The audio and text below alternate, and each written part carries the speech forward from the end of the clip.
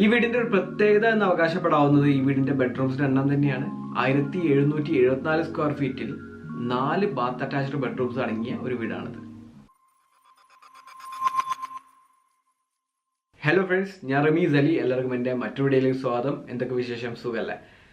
എന്നെ കോൺടാക്ട് ചെയ്യുന്ന കൂടുതൽ ആളുകളും ചോദിക്കുന്ന ഒരു ചോദ്യമാണ്, വളരെ കുറഞ്ഞ ഏരിയയിൽ എത്ര ബെഡ്റൂംസ് നമുക്ക് ഉൾപ്പെടുത്താൻ സാധിക്കും എന്നുള്ളത്. അപ്പം ഈ വീഡിയോയിൽ അവർക്കായിട്ടും നിങ്ങൾക്കായിട്ടും ഞാൻ ഒരു വീട് പ്രസൻറ്റ് ചെയ്യാണ്. ഞാൻ ഡിസൈൻ ചെയ്ത ഒരു വീട്. ഈ വീടിൻ്റെ ഒരു പ്രത്യേകത എന്ന് പറയാവുന്നത് 1774 സ്ക്വയർ ഫീറ്റേ ഈ വീടുള്ളൂ എന്നുള്ളതാണ്. ഈ വീട്ടിൽ 4 ബെഡ്റൂമുകൾ കൊടുത്തിട്ടുണ്ട്. 4 ബെഡ്റൂംസും ബാത്ത് അറ്റാച്ച്ഡ് ആണ്. ഇപ്പോൾ നിങ്ങൾ സ്ക്രീനിൽ കാണുന്നതാണ് നമ്മുടെ ഈ ഒരു പുതിയ വീട്. ആദ്യം നമുക്ക് ഈ വീട് നിർമ്മിക്കാൻ പോകുന്ന പ്ലോട്ട് കാണാം. ഈ പ്ലോട്ട് 7 സെന്റ് പ്ലോട്ടാണ്.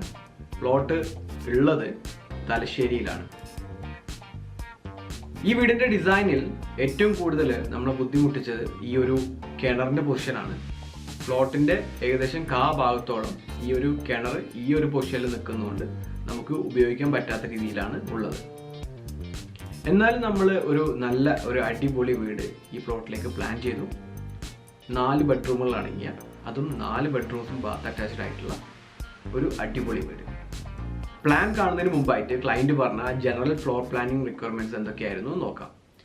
ഗ്രൗണ്ട് ഫ്ലോറിൽ ഒരു സിറ്റ് ഔട്ട് വേണം, ഒരു ലിവിങ് ഏരിയ വേണം, ഒരു ഡൈനിങ് ഏരിയ വേണം, 2 ബാത്ത് അറ്റാച്ച്ഡ് ബെഡ്റൂംസ് വേണം, കിച്ചൺ വേണം, ഒരു വർക്ക് ഏരിയ വേണം, ഒരു കോമൺ ടോയ്ലറ്റ് വേണം. അതായത് കിച്ചൺ അടുത്തായിട്ട് ഒരു കോമൺ ടോയ്ലറ്റ് വേണം എന്നുള്ളതായിരുന്നു ആവശ്യം. ഫസ്റ്റ് ഫ്ലോറിൽ 2 ബാത്ത് അറ്റാച്ച്ഡ് ബെഡ്റൂംസും ഒരു ചെറിയ അപ്പർ ലിവിങ് ഏരിയയും ഒരു ബാൽക്കണിയും വേണം എന്നുള്ളതായിരുന്നു ആവശ്യം. അപ്പം ഈ വീടിൻ്റെ ഡിസൈനിൽ നമുക്ക് പൂർണ്ണമായിട്ടും ക്ലയൻറ്റിനോട് നീതി പുലർത്താൻ സാധിച്ചിട്ടുണ്ട്. അവരാവശ്യപ്പെട്ട എല്ലാ സൗകര്യങ്ങളും നമുക്ക് ഉൾപ്പെടുത്താൻ സാധിച്ചിട്ടുണ്ട്. ഇപ്പോൾ നിങ്ങൾ സ്ക്രീനിൽ കാണുന്നത് വീടിൻ്റെ ഗ്രൗണ്ട് ഫ്ലോർ പ്ലാൻ ആണ്. ഗ്രൗണ്ട് ഫ്ലോറിൽ വീടിൻ്റെ ലെഫ്റ്റ് സൈഡിലായിട്ട് ഒരു കാർ പോർച്ച് നൽകിയിട്ടുണ്ട്. വീടിൻ്റെ മുൻവശത്ത് തന്നെ ഒരു ചെറിയ സിറ്റ് ഔട്ട് നൽകിയിട്ടുണ്ട്. സിറ്റ് ഔട്ട് കടന്ന് നമ്മൾ എത്തിച്ചേരുന്നത് ഈ ഒരു ലിവിങ് ഏരിയയിലേക്കാണ്, ഫോർമൽ ലിവിങ് ഏരിയയിലേക്കാണ്. ലിവിങ്ങിലേക്ക് നല്ല കാറ്റും വെളിച്ചവും എല്ലാം ലഭിക്കാനായി ആവശ്യത്തിന് ജനലുകൾ കൊടുത്തിട്ടുണ്ട്. ലിവിങ്ങിൽ നിന്ന് നമ്മൾ നേരെ കയറുന്നത് ഈ ഡൈനിങ് ഏരിയയിലേക്കാണ്. ഡൈനിങ്ങിലേക്കും വെളിച്ചം കിട്ടാനായിട്ട് ഒരു വിൻഡോ ഇവിടെ പ്രൊവൈഡ് ചെയ്തിട്ടുണ്ട്. ഡൈനിങ് ആവശ്യത്തിന് സ്പേഷ്യസ് ആയിട്ടുള്ള ഒരു ഡൈനിങ് ആണ്. ഡൈനിങ്ങിൻ്റെ അടുത്തായിട്ട് തന്നെയാണ് കിച്ചൺ പൊസിഷൻ ചെയ്തിട്ടുള്ളത്. കിച്ചണോട് ചേർന്ന് തന്നെ ഒരു വർക്ക് ഏരിയ, ഒരു ടോയ്ലറ്റ് നൽകിയിട്ടുണ്ട്. കിച്ചണിലേക്ക് വെളിച്ചം കിട്ടാൻ ഒരു വിൻഡോ ഇവിടെ പ്രൊവൈഡ് ചെയ്തിരിക്കുന്നു. ഡൈനിങ്ങിലേക്ക് ആവശ്യമായ വാഷ് ഏരിയ, അതായത് ഭക്ഷണം കഴിച്ചിട്ട് കൈ കഴുകാനൊക്കെ ആയിട്ടുള്ള വാഷ് ഏരിയ സ്റ്റെയർ കേസിന് താഴെയായിട്ടാണ് പ്രൊവൈഡ് ചെയ്തിട്ടുള്ളത്. ഗ്രൗണ്ട് ഫ്ലോറിൽ മൊത്തം 2 ബെഡ്റൂംസ് ആണുള്ളത്. ഈ 2 ബെഡ്റൂംസും ബാത്ത് അറ്റാച്ച്ഡ് ആണ്. അതിൽ ഒന്നാമത്തെ ബെഡ്റൂം ഇതാണ്. ഈ ബെഡ്റൂമാണ് ഒരു മാസ്റ്റർ ബെഡ്റൂം എന്ന് നമുക്ക് വിളിക്കാവുന്ന ബെഡ്റൂം. ഈ ബെഡ്റൂമോട് ചേർന്ന് അറ്റാച്ച്ഡ് ആയിട്ട് ഒരു ഡ്രസ്സിംഗ് ഏരിയ, ടോയ്ലറ്റ് നൽകിയിട്ടുണ്ട്. ബെഡ്റൂമിലേക്ക് വെളിച്ചം കിട്ടാനായിട്ട് വിൻഡോസ് ആവശ്യത്തിന് പ്രൊവൈഡ് ചെയ്തിട്ടുണ്ട്. ഗ്രൗണ്ട് ഫ്ലോറിലെ 2ാമത്തെ ബെഡ്റൂം ഇതാണ്. ഈ ബെഡ്റൂമിനോട് ചേർന്നും അറ്റാച്ച്ഡ് ആയിട്ട് ഒരു ടോയ്ലറ്റ് നൽകിയിട്ടുണ്ട്. ബെഡ്റൂമിലേക്ക് നല്ല വെളിച്ചം കാറ്റുമെല്ലാം ലഭിക്കാനായി ആവശ്യത്തിന് ജനലുകൾ കൊടുത്തിട്ടുണ്ട്. വീടിൻ്റെ ഒത്ത മധ്യത്തിലായിട്ടാണ് സ്റ്റെയർ കേസ് കൊടുത്തിട്ടുള്ളത്. ഇനി നമുക്ക് ഫസ്റ്റ് ഫ്ലോർ പ്ലാൻ നോക്കാം. ഗ്രൗണ്ട് ഫ്ലോറിൽ നിന്ന് സ്റ്റെയർ കയറി ഫസ്റ്റ് ഫ്ലോറിൽ എത്തിയാൽ നമ്മൾ ആദ്യം എത്തിച്ചേരുക ഈ ഒരു അപ്പർ ലിവിങ് സ്പേസിലേക്കാണ്. അപ്പർ ലിവിങ്ങിൻ്റെ മുൻവശത്തായിട്ടാണ് വീടിൻ്റെ ഫ്രണ്ട് സൈഡിലായിട്ട് ഒരു ബാൽക്കണി ഇവിടെ കൊടുത്തിട്ടുണ്ട്. ഫസ്റ്റ് ഫ്ലോറിലും 2 ബെഡ്റൂംസ് നൽകിയിട്ടുണ്ട്. അതിൽ ഒന്നാമത്തെ ബെഡ്റൂം ഇതാണ്. ഈ ബെഡ്റൂമോട് ചേർന്നും അറ്റാച്ച്ഡ് ആയിട്ട് ഒരു ഡ്രസ്സിംഗ് റൂം, ടോയ്ലറ്റ് നൽകിയിട്ടുണ്ട്. ബെഡ്റൂമിലേക്ക് നല്ല വെളിച്ചവും കാറ്റുമെല്ലാം ലഭിക്കാനായിട്ട് ആവശ്യത്തിന് ജനലുകൾ കൊടുത്തിട്ടുണ്ട്. ഫസ്റ്റ് ഫ്ലോറിലെ 2ാമത്തെ ബെഡ്റൂം ഇതാണ്. ഈ ബെഡ്റൂമോട് ചേർന്നും അറ്റാച്ച്ഡ് ആയിട്ട് ഒരു ടോയ്ലറ്റ് നൽകിയിട്ടുണ്ട്. ഈ ബെഡ്റൂമിലേക്കും വെളിച്ചം കിട്ടാനായിട്ട് നല്ല ആവശ്യത്തിന് ജനലുകളെല്ലാം കൊടുത്തിട്ടുണ്ട്. ഫസ്റ്റ് ഫ്ലോറിൽ 2 ഓപ്പൺ ടെറസ് ഏരിയ നമുക്ക് ലഭിക്കുന്നുണ്ട്. വീടിൻ്റെ ഫ്രണ്ട് സൈഡിലെ ഈ ഓപ്പൺ ടെറസ് നമുക്കൊരു ഓപ്പൺ ഗാർഡൻ ആയിട്ട് ഉപയോഗിക്കാവുന്നതാണ്. വീടിൻ്റെ പുറകുവശത്തെ ഈ ഒരു ഓപ്പൺ ടെറസ് ഏരിയ നമുക്ക് വേറെ ആവശ്യങ്ങൾക്ക് വേണ്ടിയിട്ട് നമുക്ക് യൂട്ടിലിറ്റി സ്പേസ് ആയിട്ടൊക്കെ നമുക്ക് ഉപയോഗിക്കാവുന്നതാണ്. ഈ ഫ്ലോർ പ്ലാനിനെ പറ്റിയുള്ള നിങ്ങളുടെ അഭിപ്രായം കമൻറ്റ് ചെയ്യാൻ മറക്കരുത്. ഇനി നമുക്ക് വീടിൻ്റെ കുറച്ച് 3D വ്യൂസ് കാണാം.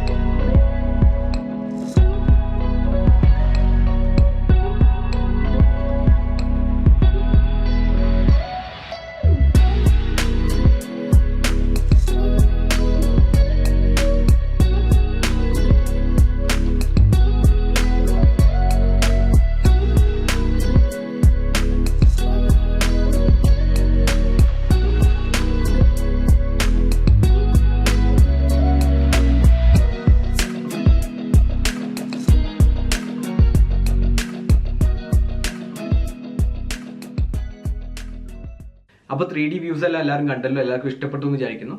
പിന്നെ പൊതുവായിട്ടുള്ള ഒരു അറിയിപ്പുണ്ട്.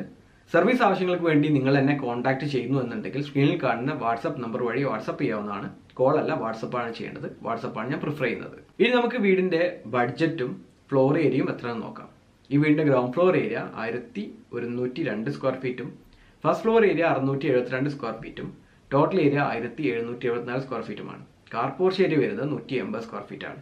ഈ വീട് നിർമ്മിക്കാനുള്ള ബഡ്ജറ്റ് കണക്കാക്കുന്നത് ഏകദേശം 36 ലക്ഷം രൂപയാണ്. അപ്പോൾ ഞാൻ ഒരിക്കൽ കൂടി നിങ്ങൾ ഓർമ്മപ്പെടുത്തുകയാണ്, ഈ വീഡിയോയെ പറ്റിയുള്ള നിങ്ങളുടെ അഭിപ്രായം കമന്റായി രേഖപ്പെടുത്താൻ മറക്കരുത്. അപ്പോൾ ഈ വീടും പ്ലാനും എല്ലാം നിങ്ങൾക്ക് ഇഷ്ടപ്പെട്ടു എന്ന് വിചാരിക്കുന്നു. ഇഷ്ടപ്പെട്ടെങ്കിൽ please like and share the video and subscribe to the channel. Thank you so much for watching. This is Rameez signing of.